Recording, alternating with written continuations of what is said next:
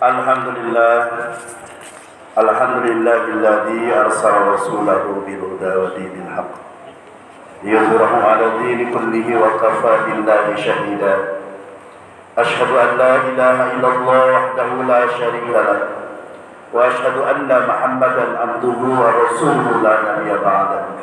Allahumma fassalli wa sallim 'ala sayyidina Muhammadin wa ala alihi wa sahbihi wa man tabi'ahu ila yaumil qiyamah. Amma ba'du. Fa ya ayyuhal hadirun, usikum wa nafsi bittaqwallah faqad fazal muttaqun. A'udzu billahi minasyaitonir rajim. Ya ayyuhalladzina amanu taqullaha haqqa tuqatih wa la tamutunna illa wa antum muslimun. Shadaqallahul azim. Segala puji bagi Allah Subhanahu wa taala. Salawat beserta salam senantiasa Allah limpahkan pada paduka alam habibana wa nabiyana Muhammad sallallahu alaihi wasallam, juga keluarga, sahabat dan para pengikut ajarannya hingga kiamat. Mudah-mudahan kita mendapatkan syafaatul uzma di yaumil jaza. Amin ya Allah ya rabbal alamin. Sebagai kewajiban khatib, berwasiat khusus bagi di khatib, umumnya kepada hadirin sidang Jumat rahimakumullah, marilah kita bersama-sama tingkatkan ketakwaan kita kepada Allah Subhanahu wa taala dengan sebenar-benarnya takwa. Takwa yang mengandung arti imtithalu awamirillah wajtinabun nawahi, melaksanakan segala yang diperintahkan oleh Allah Subhanahu wa taala dan menjauhi segala apa yang telah dilarangnya. Hadirin sidang Jumat rahimahullah, perbedaan di antara manusia, bahkan seluruh makhluk, adalah sebuah keniscayaan, sebuah kepastian tentunya akan berbeda. Manusia lahir dalam perbedaan agama, perbedaan suku, perbedaan ras, termasuk juga perbedaan tentang pendapat. Islam mengajarkan untuk perbedaan sebagai mana di atas dalam tuntunan Allah Subhanahu wa taala. Quran surat Ar-Rum ayat 22. Wa min ayatihi khalqus samawati wal ardh wa ihtilafu alsinatikum wal wanikum inna fi dzalika laayatin lil 'alimin. Dan di antara tanda kebesarannya adalah penciptaan langit dan bumi, perbedaan bahasamu dan warna kulitmu.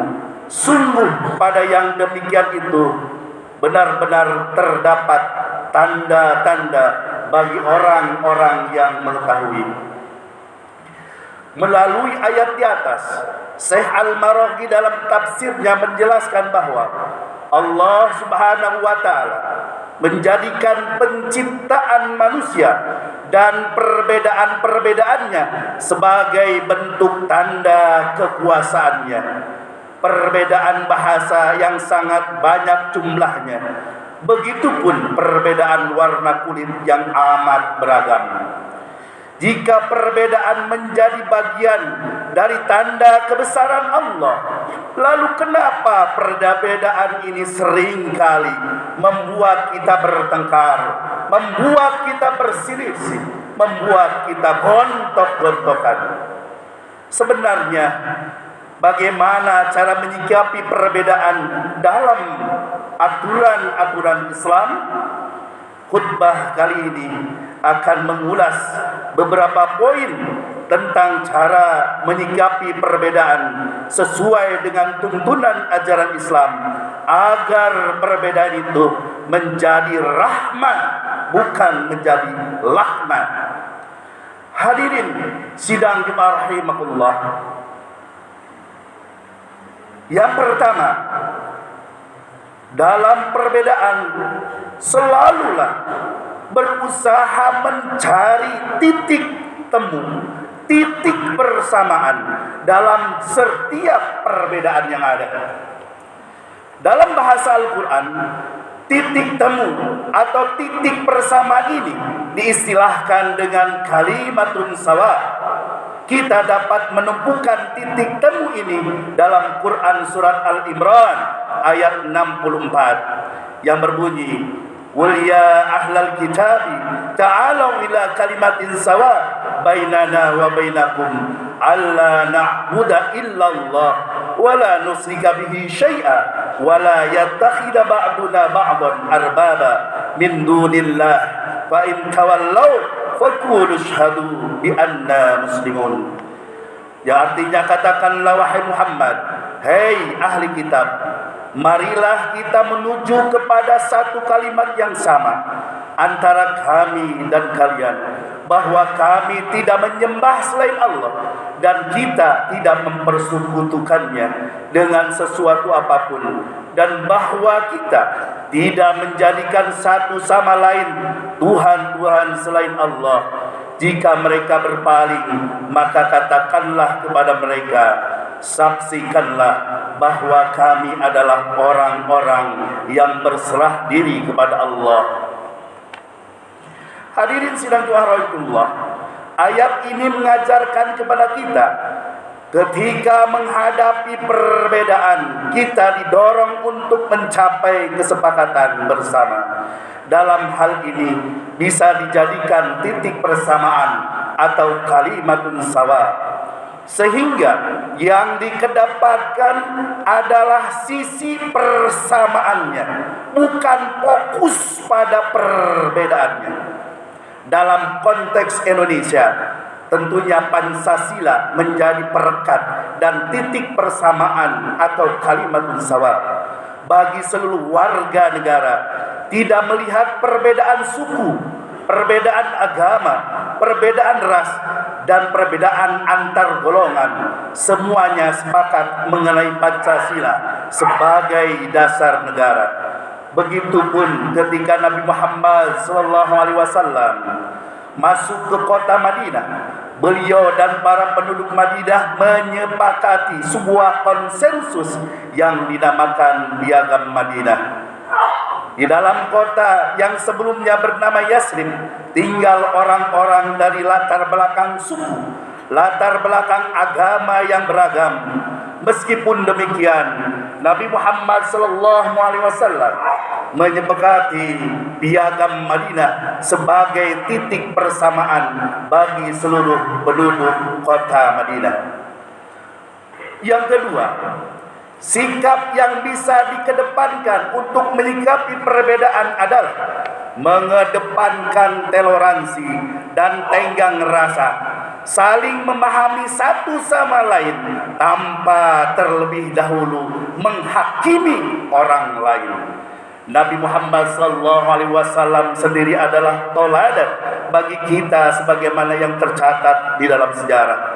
Dalam sebuah riwayat diceritakan bahwa datang seorang badui pedalaman masuk ke masjid Nabi Muhammad SAW, dan langsung si badui tersebut buang air kecil di dalam masjid. Melihat ini, tentu saja para sahabat marah dan akan memukuli orang ini. Rasulullah SAW mencegahnya. Bahkan kemudian beliau menyuruh sahabat untuk menyiram dan membersihkan air kencing laki-laki badui tersebut. Hadis riwayat Bukhari. Ibnu Hajar Asqalani dalam kitabnya Fathul Bari, sarah dari Sahih Bukhari, menjelaskan beberapa poin pentingnya terkait dengan riwayat di atas adalah: yang pertama, berlaku lemah lembutlah kepada orang yang melakukan kesalahan karena tidak tahu dan tidak sengaja kemungkinannya. Yang kedua, wajib mendidik dan memberi peringatan bagi orang yang melihat orang yang melakukan kesalahan itu sesuai dengan akhlak Islam, yaitu akhlakul karimah. Yang ketiga, tidak perlu melakukan kekerasan baik dalam bentuk fisik maupun verbal dalam mencegah kemungkaran. Yang ketiga, berdialog dengan orang-orang yang berbeda pendapat dengan kita. Allah Subhanahu wa taala berfirman dalam Quran surat An-Nahl ayat 123, "Ud'u ila sabili rabbika bil hikmah wa mau'izatil hasanah wajadilhum billati hiya ahsan inna rabbaka huwa a'lamu biman dhalla an sabili wa huwa a'lamu bil muhtadin."